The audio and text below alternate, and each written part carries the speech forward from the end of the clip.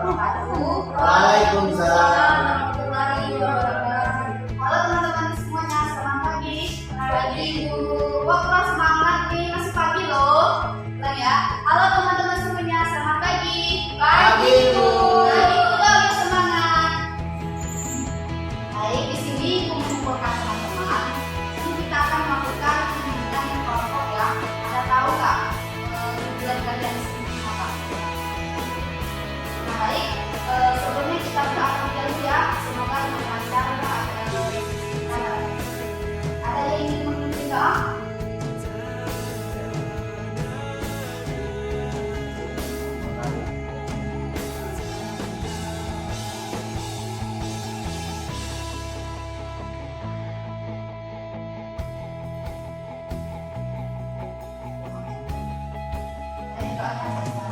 Nah, sebelumnya Ibu ada speaking loh. Teman-teman siap nggak mengikuti speaking dari Ibu? Ya, Bu. Oke, speakingnya begini ya. Speakingnya itu tentang konsentrasi. Nah, di mana apa yang Ibu katakan itu misalkan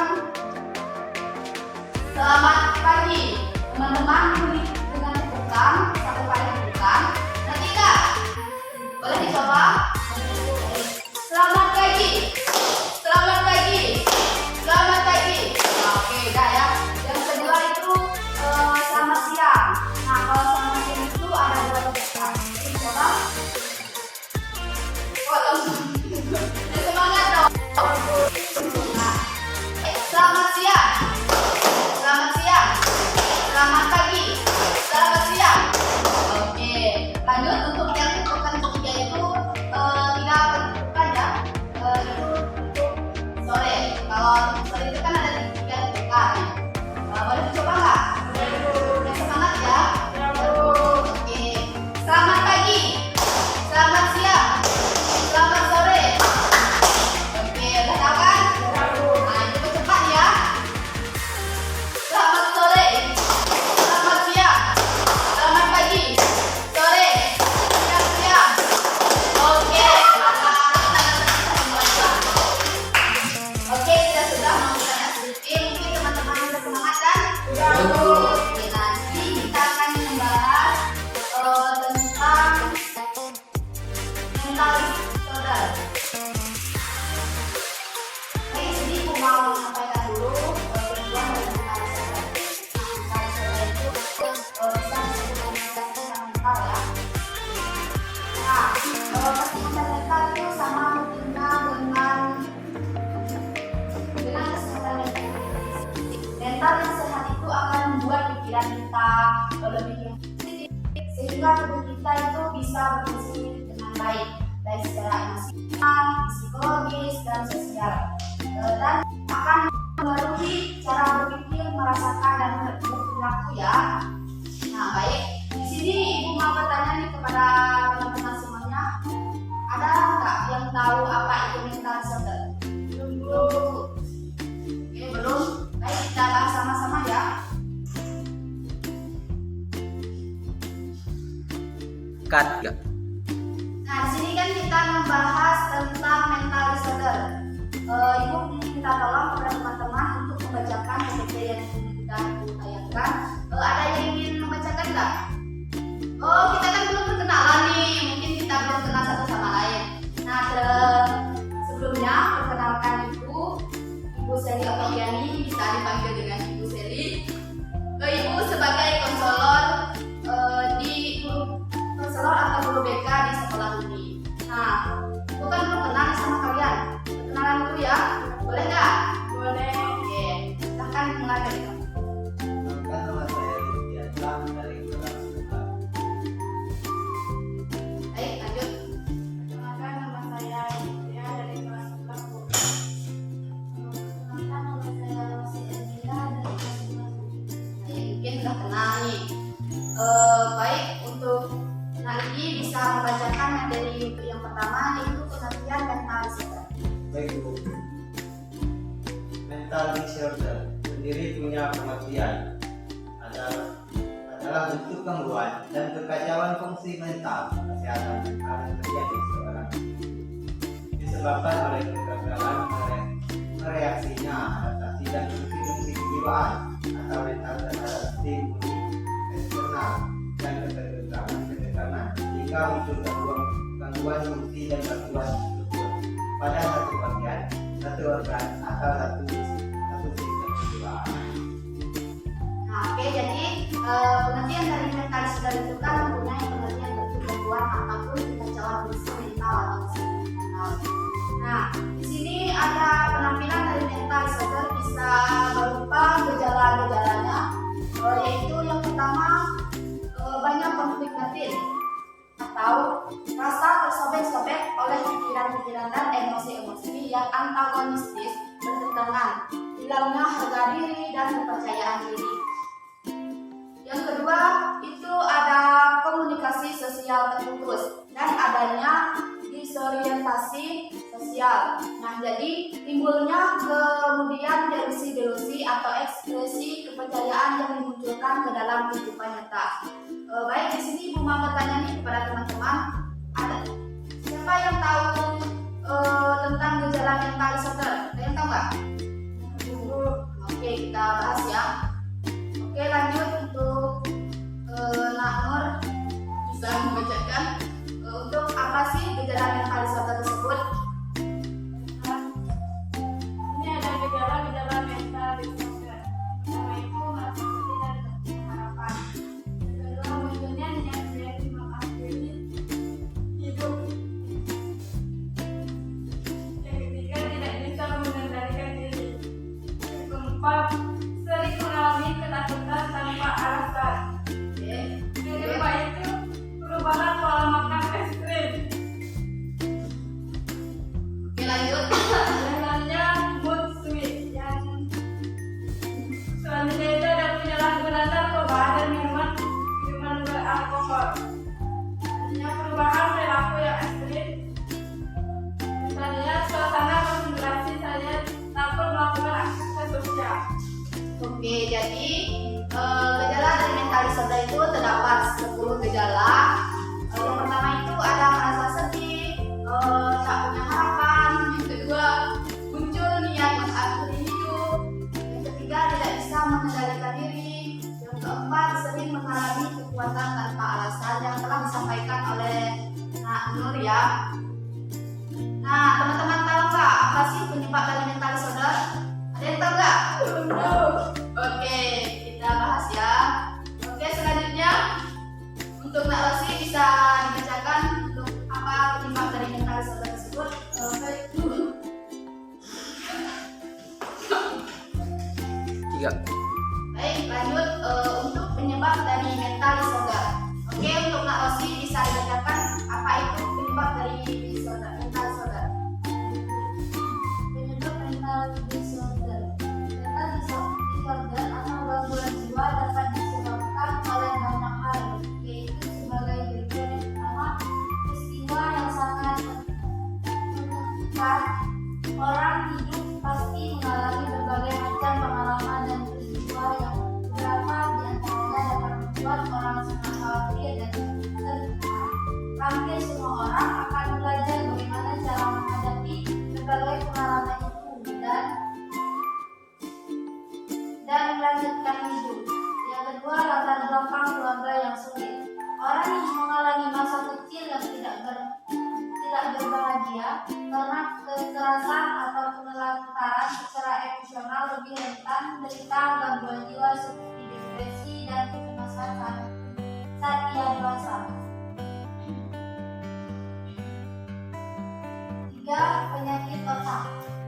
Retardasi mental, demensia, dan gangguan emosional dapat disebabkan oleh infeksi otak,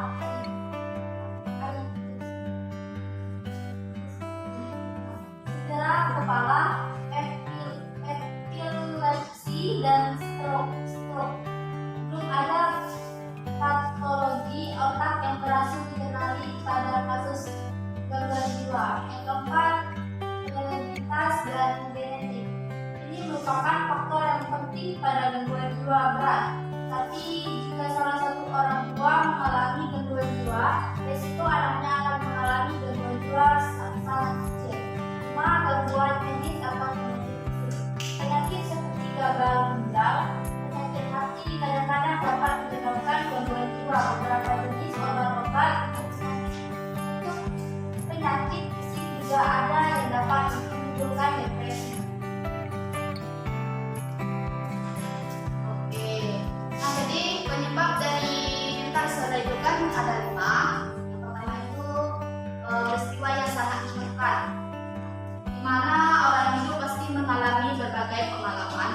peristiwa yang beberapa di antaranya dapat membuat orang khawatir dan tertekan. Yang kedua itu latar belakang keluarga yang sulit. Orang yang mengalami masa kecil yang tidak berbahagia karena kekerasan atau pelantaran secara emosional lebih rentan menderita gangguan seperti depresi, kecemasan saat dia dewasa.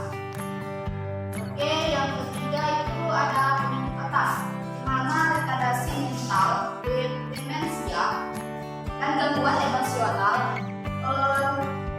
dapat disebabkan oleh infeksi otak, cedera kepala, epilepsi, dan stroke. Yang keempat ada hereditaritas atau genetik. Nah, jadi hereditaritas atau genetik itu merupakan faktor penting pada gangguan jiwa berat. Tetapi salah satu orang tua mengalami gangguan jiwa, risiko anaknya mengalami gangguan jiwa sangat kecil. Yang kelima ada gangguan medis atau penyakit fisik. Nah, penyakit fisik tersebut seperti gagal ginjal, penyakit hati, kadang-kadang dapat menyebabkan gangguan jiwa. Selanjutnya, bentuk-bentuk penyakit mental. Nah, untuk hal ini bisa membacakan apa saja bentuk-bentuk dari penyakit mental. Itu bentuk-bentuk penyakit mental. Yang pertama itu psikopat. Psikopat merupakan bentuk kelakuan kegalutan mental ditandai dengan tidak adanya pengorganisasian dan pengintegralan pribadi. Dan yang kedua itu ada psikoneurosa, merupakan kelompok reaksi psikis yang ditandai secara khas dengan unsur kecemasan dan secara tidak dinamika dengan mekanisme pertahanan. Itu. Oke, lanjut ya. Nah, teman-teman tahu nggak bagaimana cara mengatasi mentalis saudara? Ayo coba. Belum. Oke, kita bahas ya. Nah, kita dong ya semangat. Nah, jadi cara mengatasi mentalis saudara itu yang pertama itu bisa melakukan psikoterapi. Cara memberikan media yang aman untuk pengidap ataupun mengungkapkan perasaan dan meminta saran. Yang kedua itu ada mengonsumsi obat yang telah diresepkan oleh dokter. Baik, mungkin itu saja penyampaian materi dari Ibu. Teman-teman yang ingin bertanya untuk materi kita pada hari ini, Ibu silakan ya. Ingin tanya nggak? Oke.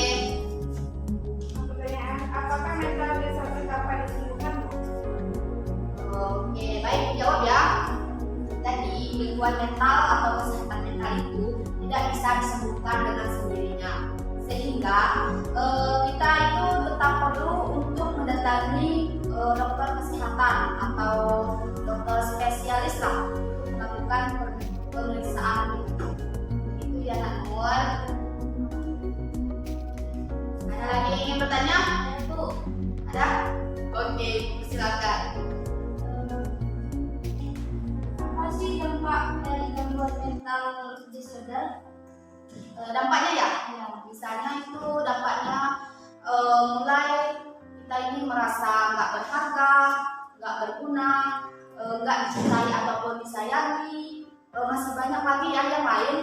Nah, misalnya munculnya perasaan-perasaan yang negatif yang keluar atau bisa mendorongkan kita untuk berpikir ke yang negatif. Misalnya kita mau bunuh diri, nah, begitu ya kalau gangguan kesehatan mental.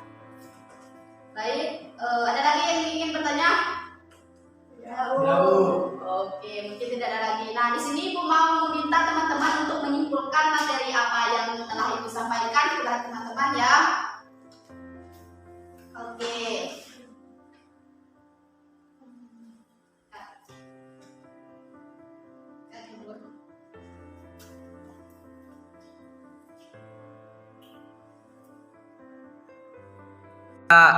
Baik, mungkin itulah materi yang Ibu sampaikan kepada teman-teman. Di sini Ibu mau bertanya nih, Ibu mau teman-teman menentukan materi apa yang Ibu sampaikan pada hari ini.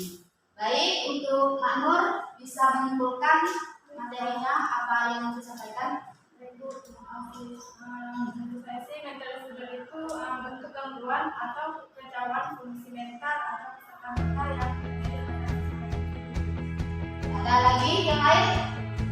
Untuk Kak Didi? Menurut saya itu ada beberapa macam risiko. Pertama risiko empat dan yang kedua risiko besar. Oke, untuk selanjutnya untuk Kak Kasih.